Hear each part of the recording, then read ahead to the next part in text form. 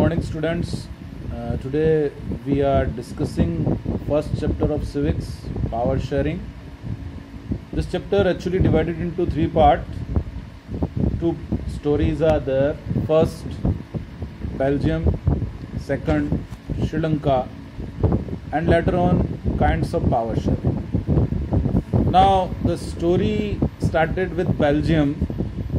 Belgium is a small country in Europe and have an ethnic composition. Now what do you mean by the ethnic? On the basis of the language, the peoples are divided over there.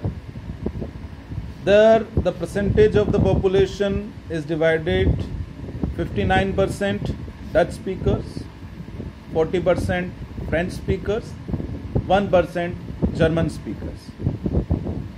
59% Dutch speakers were in majority in the country, but the situation was totally different in the capital city Brussels.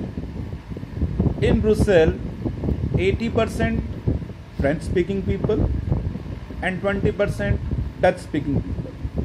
Now the problem was that Dutch want to introduce Dutch as the official language and French want to introduce French as the official language. And due to this, there was a tension between Dutch and French speaking people during 1950 to 1960. This was continued till they reformed their constitution 4 times between 1970 to 1993 and find out the best solution of the world, that was known as the Belgium model.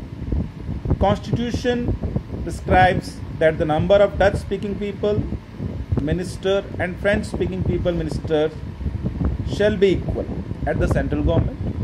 Second, powers should be divided among the French people and Dutch people, and the most important, that was the community government.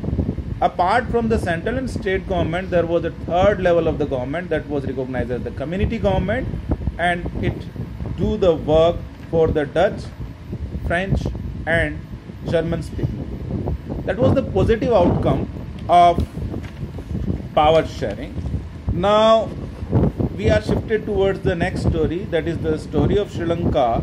In Sri Lanka, there was two kind of Tamils, native Tamils that were known as Sinhalas, and second, the non-native Tamils, those were migrant Tamils, those who migrated from India and other part of the country. Majoritism was in Sri Lanka that Sinhala speakers forced each and everyone to follow Sinhala. In 1956, they passed the Sinhala as the official language of Sri Lanka. Now there was a tension between Sri Lankan Tamils and native Tamils, and they demand for Ilm. In 1980s, the demand for the Ilm, and it was led by LTTE. The leader was the Prabhakaran, and you all knows about the LTTE. These were committed a suicide attack on Rajiv Gandhi because Rajiv Gandhi sent a peace army to settle down in Sri Lanka. It generated the negative outcome. The positive outcome was generated by the Belgium model and negative outcome was generated by the Sri Lankan model. But at least we recognize that the power sharing is necessary. It is desirable. Why? Because we are having two reasons. First, potential, and second, moral. While potential reason, stress of the power sharing will bring out better outcomes, and moral reason, it was the act of power sharing is valuable. Kinds of power sharing. There are 4 kinds of power sharing. First, among the different organs, executive, legislative, judiciary. With the Montesquieu's book Spirit of Law, it was adopted in USA, and later on it was adopted by India. With the check and balance theory, it was recognized as the best power distribution. It was also known as the horizontal power distribution. Second, vertical power distribution among the different level of the government, central level, state level and local level. Central level and second state level government was there, but the local level government was introduced in 1992, 1993 with 73rd amendment that was known as the Panchayat Raj Adhiniyam.